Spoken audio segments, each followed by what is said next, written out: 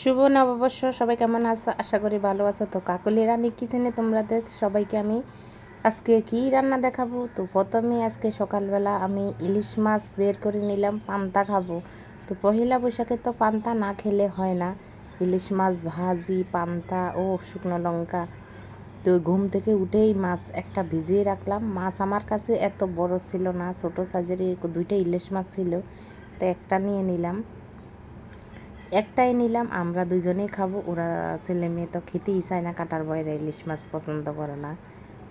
তো এখন একটা ইলিশ মাছ আমি পরে কেটে দেখলাম ইলিশ মাছের ভিতরে ডিমও হয়েছে।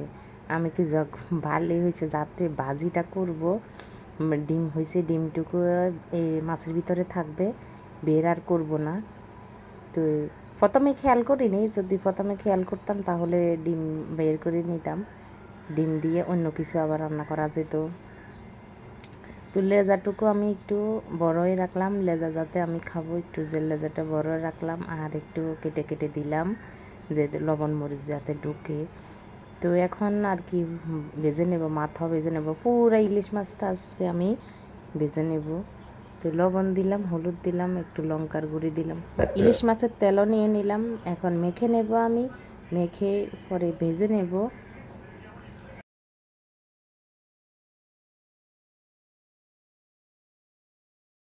প্যানেতে দিয়ে দিলাম। আজকে পাইপেনে ভাজবো না, এমনি রুটির পাইপেনটাই ভেজে নেব। তো সরিষার তেল দিয়ে দিলাম, একে একে সব মাছ আমি ভেজে নেব। তো আজকে শুধু আমি পান্তা ভাতের রেসিপিটাই তোমাদের সাথে শেয়ার করব। তো দুপুরে আরও কি মেনু আছে সেটা পরে শেয়ার করব, আস্তে আস্তে দেখতে থাকো তোমরা। তো এখন মাছ সবগুলোই দিয়ে দিলাম, মাছ দিয়ে এখন ভেজে নেব। ওই তাপাটা আমার অনেক বেশি গরম হয়ে গেল, তো মাথাটাও দিয়ে দিলাম, মাথাও ভেজে নেব। তো এক পিঠ হয়েছে, অপর পিঠও উল্টিয়ে দিলাম।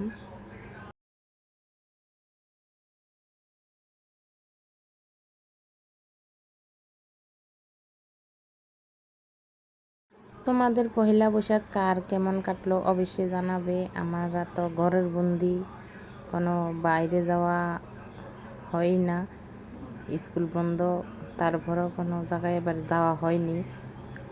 ঘরের ভিতরে আজকে এবার পহেলা বৈশাখ কাটানো হয়েছে। তো যাব আরও 2-1 দিন পরে, যাওয়ার একটা জায়গা আছে, প্রোগ্রাম আছে। তো এখন শুকনো লঙ্কা ভেজে নেব। শুকনো লঙ্কা তো লাগবেই পান্তা ভাতের সঙ্গে।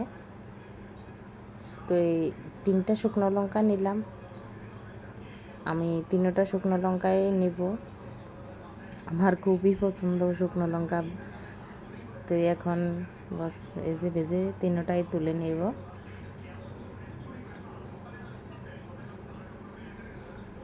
তো এখন আমি পান্তা সবাইকে দিলাম, এখন আমি খাবো।